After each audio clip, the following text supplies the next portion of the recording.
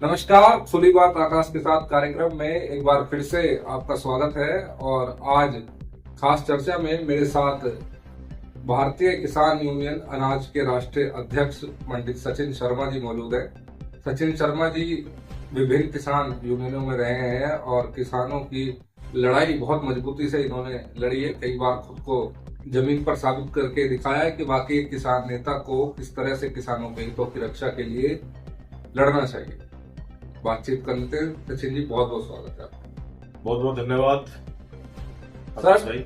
सबसे पहले हमारे दर्शकों को बताएं कि जो आपके ये किसान नेता के रूप में जो ये जर्नी है, कहाँ से आपका सफर जो है वो शुरू हुआ और कैसे शुरू हुआ? हर जोर जोर की टक्कर पर संघर्ष हमारा नारा है। किसान ना दवा है ना दबेगा, जब जब दुखी किसान रहेगा धरती पर तूफान रहेगा।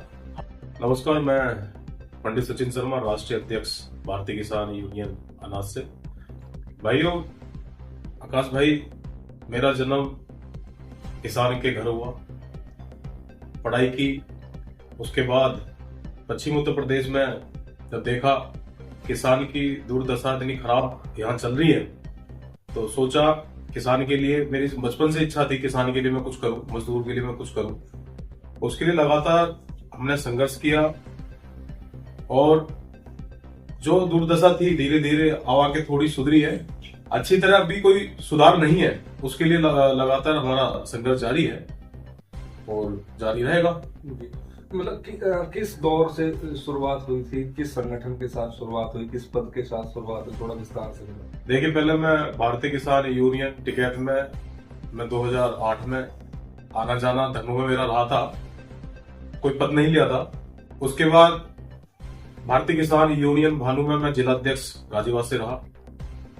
3 साल भारतीय किसान यूनियन भानु में रहा और उसके बाद भारतीय किसान यूनियन अम्बावता में रहा 4 साल करीब।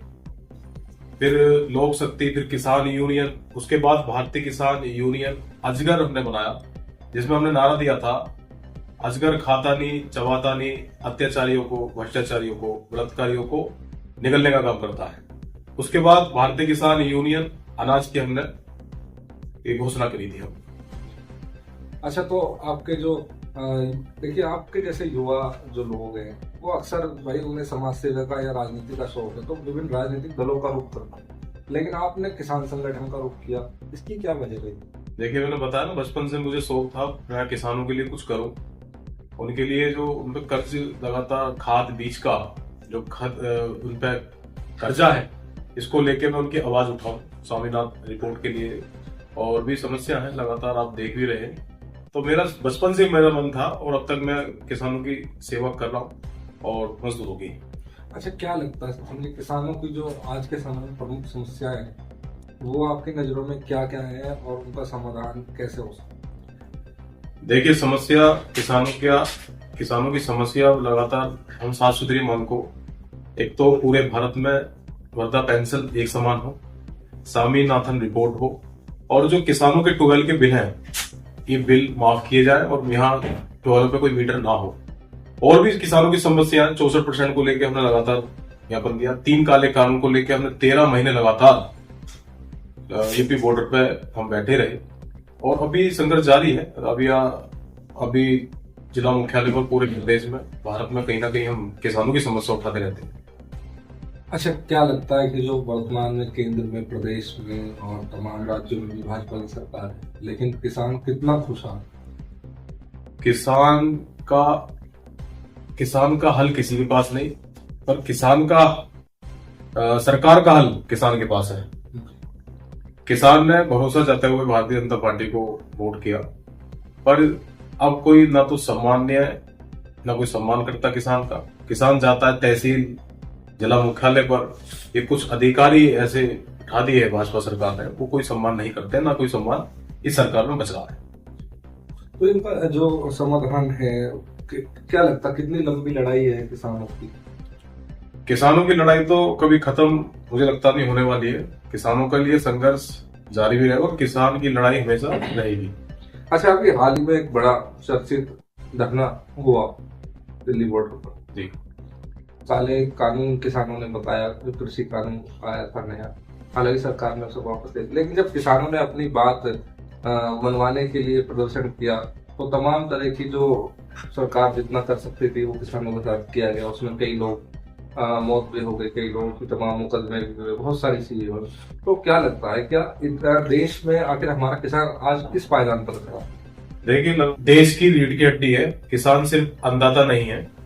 किसान खेत में पसीना बहाता जब जाकर हर घर जाकर रोटी बनती है जी। और किसान को जो उसका हक है वो अब तक पूरा नहीं मिला।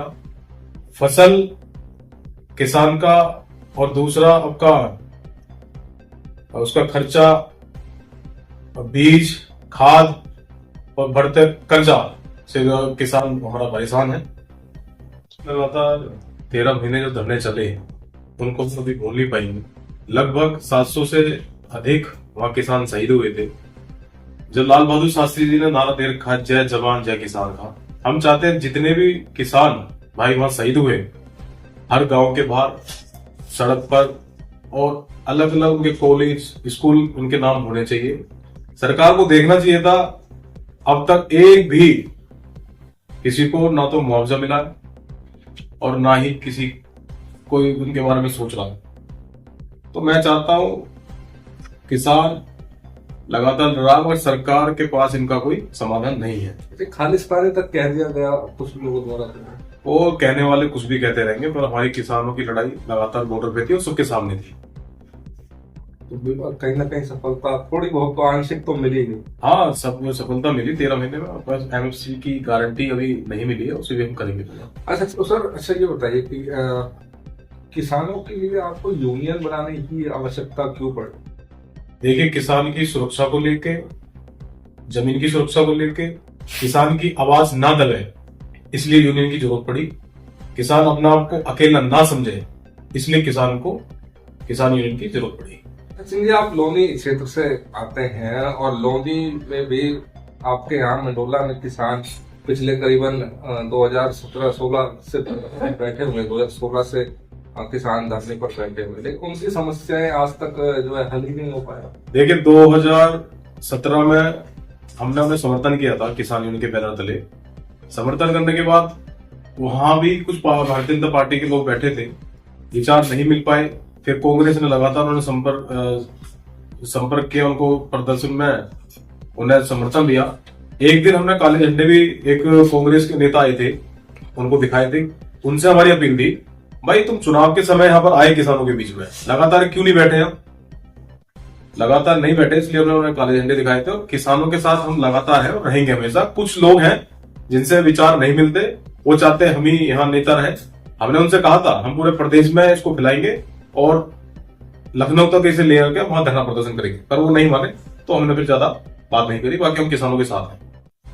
अच्छा, एक और चीज मैं लोनी से जुड़ी पूछना चाहता हूँ। लोनी में आजकल आप देख रहे हैं तमाम तरह की जो राजनीतिक चीजें हैं वो तो चलती रहती है, साथ ही साथ लेकिन यहाँ विकास एक जो है बड़ा मुद्दा है, चाहे वो सड़क का हो, जल निकासी का हो, सफाई का हो, या और चीजों का हो, भ्रष्टाचार का हो। आपने भी भ्रष्टाचार की नगर पालिका में शिकायत की थी, लेकिन रिजल्ट जीरो क्यों निकलता है? देखिए, मैं लोनी वासियों को बताना चाहता हूँ, लोनी की बोली वाली जनता को, हमने लोक आयुक्त में 300 करोड़ के लेके एक जांच के लिए हमने वहां एक प्रदर्शन भी किए थे।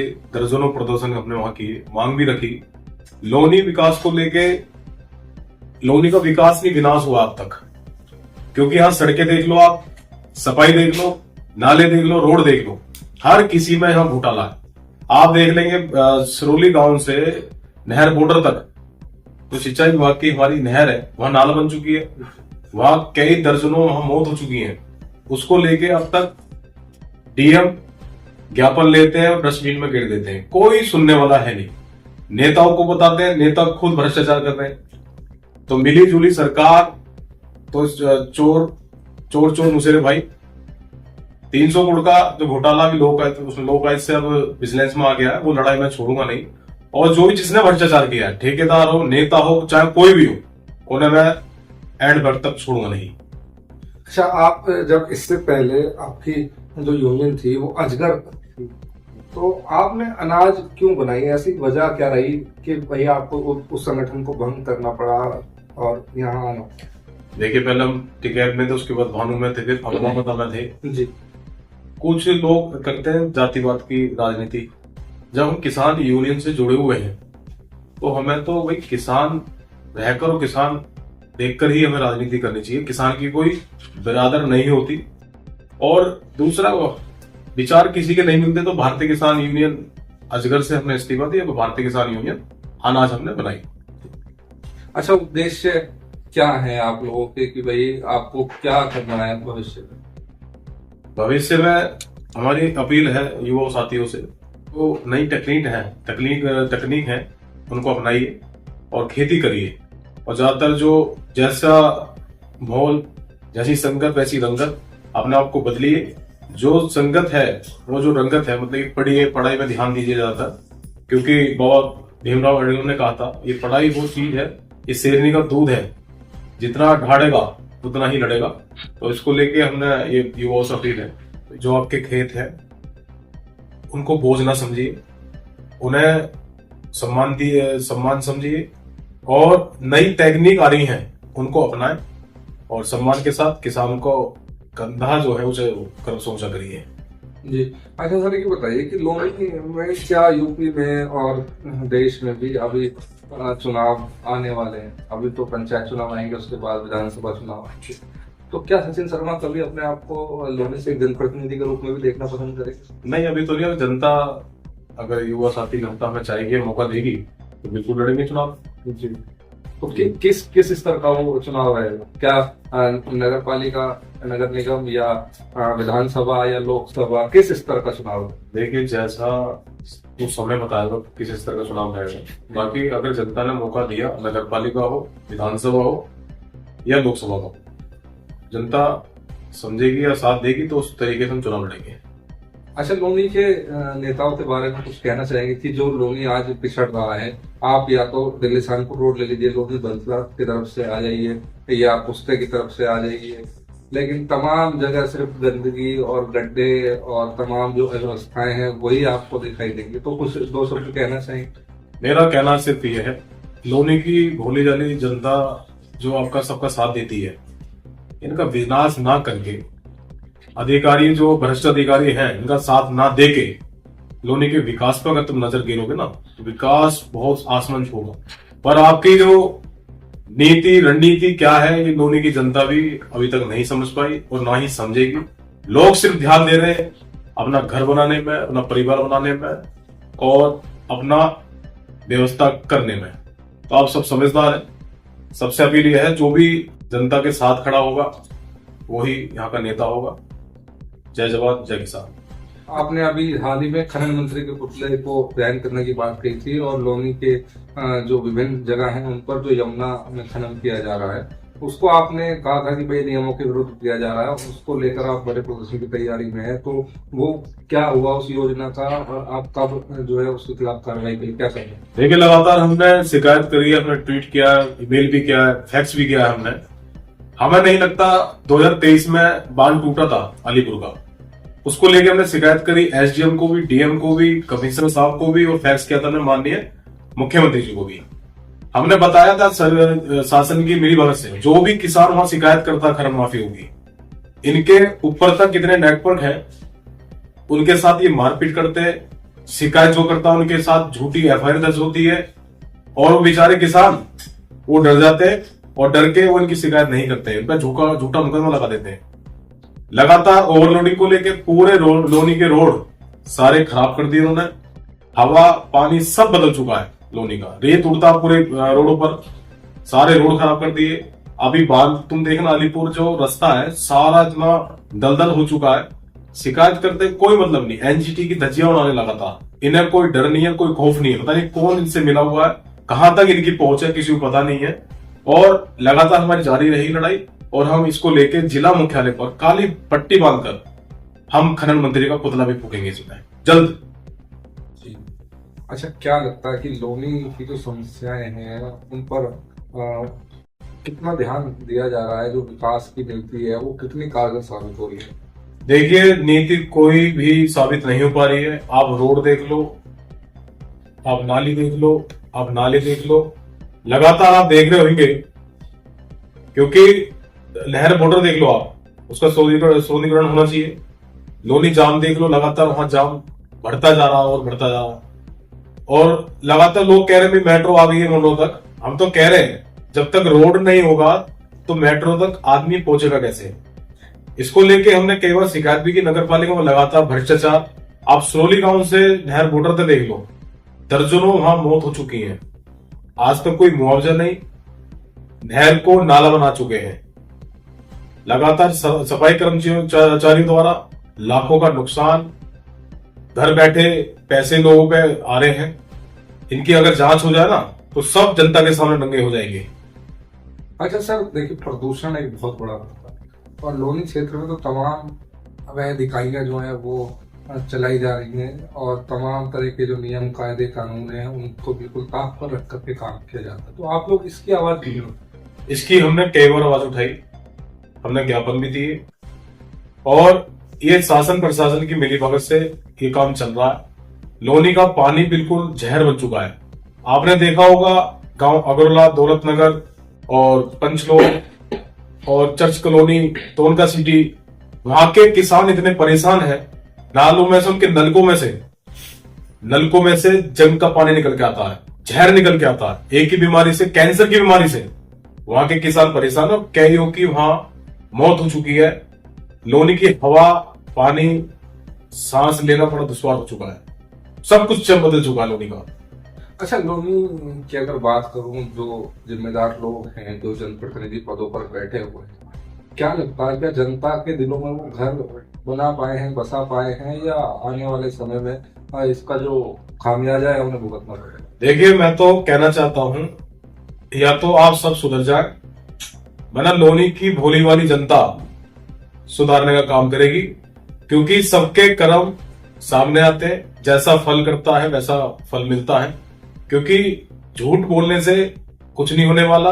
लोनी आज नरक की ओर है, यहाँ कोई विकास नहीं हुआ, विनाश हो चुका है।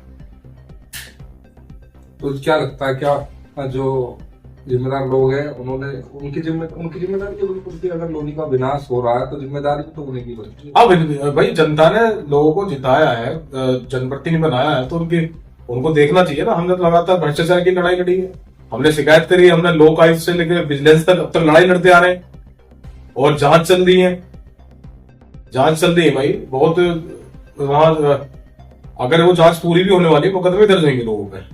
अच्छा, मुकदमों से याद आया, लोनी में मुकदमों की राजनीति का भी एक अपना दौर है कि भाई मुकदमों की राजनीति लोनी में बहुत की जाती है। तो क्या आप भी कुछ कहना चाहेंगे?